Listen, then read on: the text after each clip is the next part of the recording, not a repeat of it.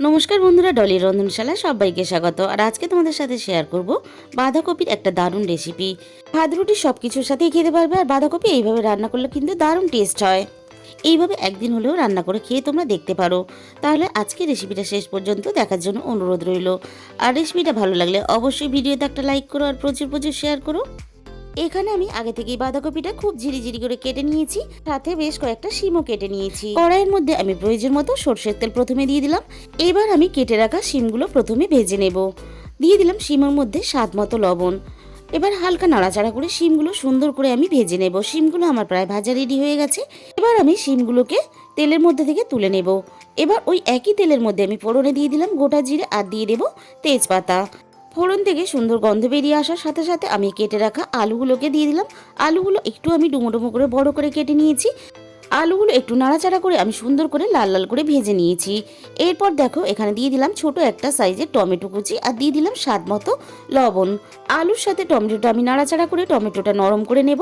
টমেটোটা যখন নরম হয়ে এসেছে তখন আমি এখানে দিয়ে দিলাম 1 চামচ পরিমাণ আদা বাটা। আদা বাটাটা একটু নাড়াচাড়া করে নেব যাতে আদার কাঁচা গন্ধটা চলে যায়। এরপর দেখো এখানে দিয়ে দিলাম অল্প একটু সামান্য পরিমাণ জল, যাতে না মশলাটা পুড়ে যায়। এখানে দিয়ে দিলাম 1 চামচ পরিমাণ হলুদ গুঁড়ো, 1/2 চামচ পরিমাণ ঝাল লঙ্কার গুঁড়ো আর দিয়ে দিলাম 1 চামচেরও কম কাশ্মীরি লঙ্কার গুঁড়ো কালারের জন্য। এবার দিয়ে দিলাম 1 চামচ পরিমাণ ভাজা জিরের গুঁড়ো। এবার বাঁধাকপিগুলো আমি এখানে দিয়ে দিলাম।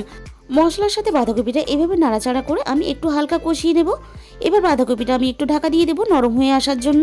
বাঁধাকপিটা আমি ঢাকা দিয়ে দিলাম 5 মিনিটের জন্য।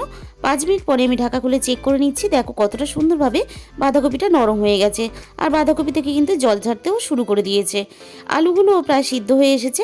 এরপর দেখো এখানে আমি দিয়ে দিলাম ভেজে রাখা শিমগুলো বাঁধাকপির সাথে নাড়াচাড়া করে একসাথে সুন্দর করে মিশিয়ে নিয়ে এবার আমি সব কিছু সিদ্ধ হওয়ার জন্য অল্প একটু জল দিয়ে দেবো। এখানে খুব বেশি জল দেওয়ার প্রয়োজন নেই। এবারে আমি ঢাকা দিয়ে সিদ্ধ হতে দেব।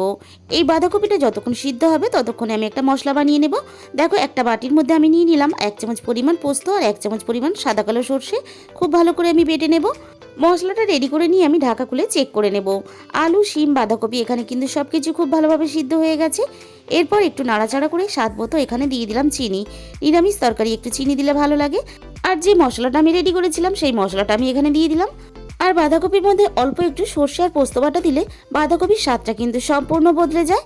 বাঁধাকপির তরকারিটা আমার এখানে রেডি হয়ে গেছে। আর চ্যানেলটাকে সাবস্ক্রাইব করে পাশে থাকা বেল আইকনটা অল করে দিও, যাতে আমি কোনো নতুন রেসিপি আপলোড করলে সবার আগে তোমার কাছে পৌঁছায়।